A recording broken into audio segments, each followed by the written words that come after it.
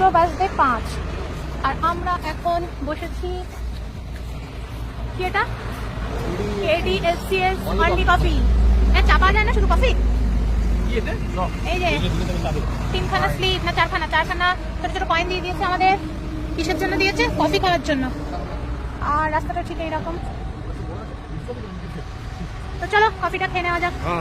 এখানে অনেক একটা বাস এসে দাঁড়িয়েছে, একটা ট্রাভেলার এসে দাঁড়িয়েছে, দুটো কার দাঁড়িয়েছে, ওইখানে আমাদের কারটা দাঁড়িয়ে আছে। আর কারের মধ্যে সোহাগ শুয়ে আছে। সোহাগ, হাউ আর ইউ? সোহাগের অবস্থা খুবই গুরুতর। সোহাগ আর পেরে উঠছে না। সোহাগ তখন ঘুমাচ্ছিল, এখন আবার সোহাগ উঠে বসেছে। আরো 2-2.5 ঘন্টা আমাদের বাকি আছে, এখনো 2-2.5 ঘন্টা বাকি। চলো যাওয়া যাক গাড়ির ভিতরে।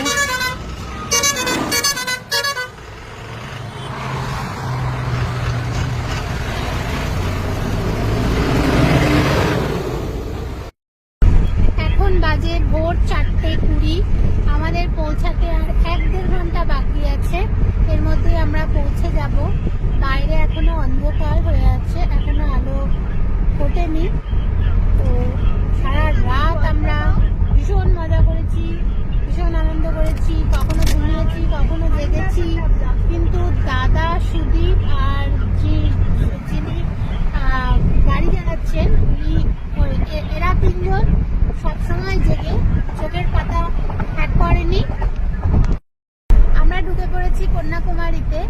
এখানে এত উইন্ড মিল, এত সুন্দর লাগছে দেখতে।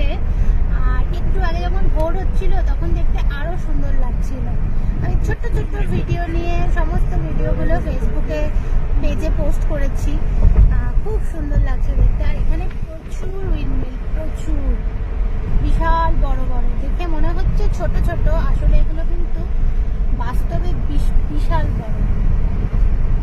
এই দিকটাতে এইটা রয়েছে, অপোজিট দিকে রয়েছে পাহাড়ের উপর মেঘগুলো জমে রয়েছে, কারণ এখানে কয়েকদিন ধরে বৃষ্টি হচ্ছে নিম্নচাপের জন্য। আমরা হোটেলে পৌঁছে গেছি। এই হচ্ছে আমাদের হোটেল ভাড়ান। আর এখন বাজে হচ্ছে 6:25। এখানে চেক ইন হচ্ছে 12টা, কিন্তু আমার মনে হয় এই রুম